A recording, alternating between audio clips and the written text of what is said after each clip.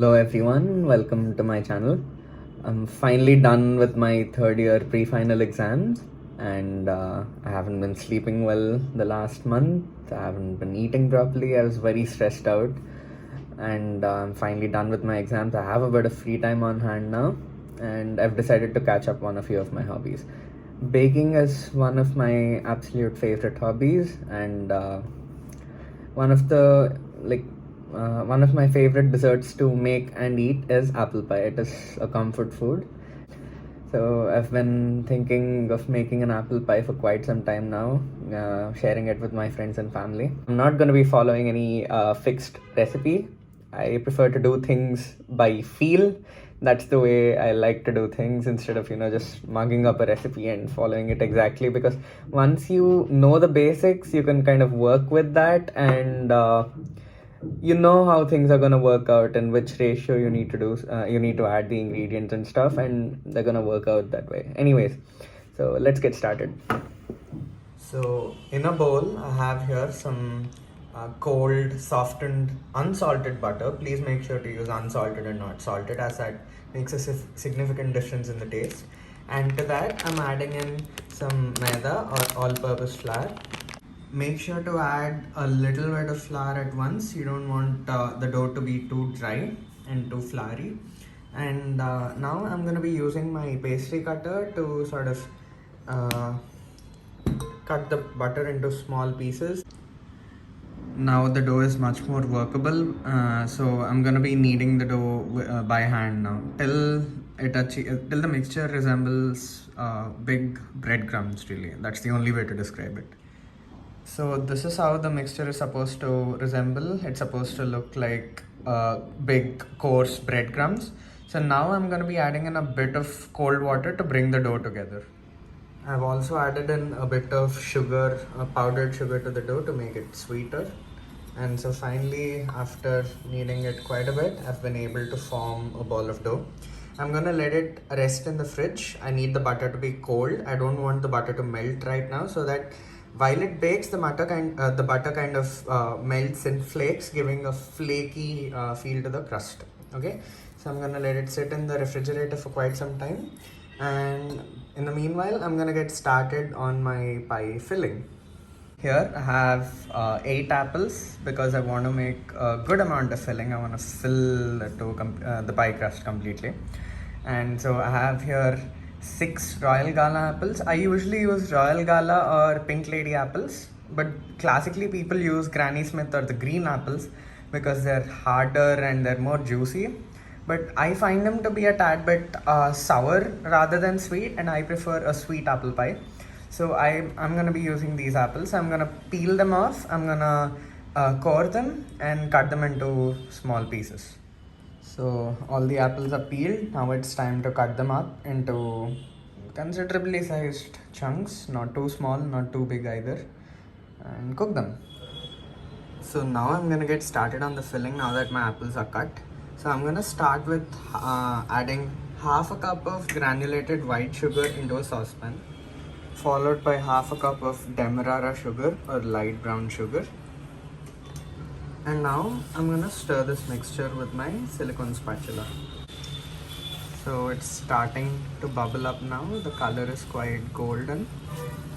Right? I'll just let it melt on a low flame for some more time. And to this mixture, I'll be adding in my apples. Now I'm stirring in all my apples. So this needs to reduce down quite a bit so that the flavor gets concentrated. Then I'm gonna add in some cinnamon and stuff to enhance the flavor. So while this reduces, I'm gonna roll out my dough.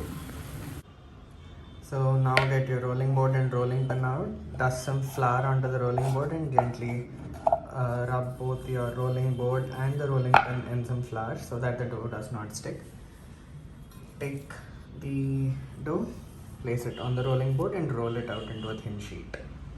I've rolled out the dough to approximately a centimeter in thickness. Now I'm gonna place this rolled out crust in the pie tin. Now it's time for me to press the edges. Okay. and sort of remove a bit from the ends as I go. Okay. To make sure it's all snugly fit into the mold. Okay. Also take a fork and poke a few holes into the dough so that air bubbles don't form while the dough is baking because of the heat. And yeah, to make sure that there's an equal and even distribution of heat throughout the dough.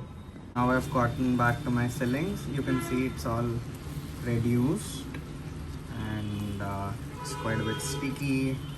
The apples are nice and caramelized, they're softened. Alright, so now I'm going to be adding a bit of flavoring. I'm going to add in some cinnamon, and also I'm going to add in some butter just to make it a bit more fluid. Alright, I've added in the butter. Now I'm just going to be adding in a little bit of cinnamon powder. I've also added in just a tiny bit of flour. Actually, I wanted to add corn flour or custard powder because that's better at thickening this leftover fluid here. But I didn't seem to have any, so regular flour also does the trick. So I'm just gonna make sure it thickens, and then I'm gonna pop this filling in a bowl into the fridge. So now my filling's cooled down. Okay, it's nice and sticky, and I've taken this out of the fridge as well. Now I'm gonna put my filling in my pie dish. Okay, I've rolled out the remaining dough, cut it into strips, and now I'm gonna try to make a lattice pattern that is classic of an apple pie. I've taken my time, I've made the lattice pattern, and it looks amazing. I'm actually very proud of how it looks right now. So now all that's left is to pop it in the oven and let it bake. So I've popped my pie in the oven. I've preheated my oven first at 180 degrees C, and then I'm gonna let the pie bake in the oven. So I'm just gonna trust my instincts. I'm gonna look at the top of the pie. I'm gonna see whether it has a nice golden brown color or not, and then I'm gonna take it out when it has achieved that color, because that means that the crust is cooked and the filling is already cooked. So here I can see that a golden brown color is forming. It indicates that the pie is done. So I'm just gonna let it bake in the oven at a residual heat, and then I'm gonna pull it out and let it cool down. So this is the final result. My pie is done, and it's now time to slice and eat it with some ice cream. It tastes absolutely amazing, just like the one I had in Amsterdam. I highly recommend that you make and try this as well.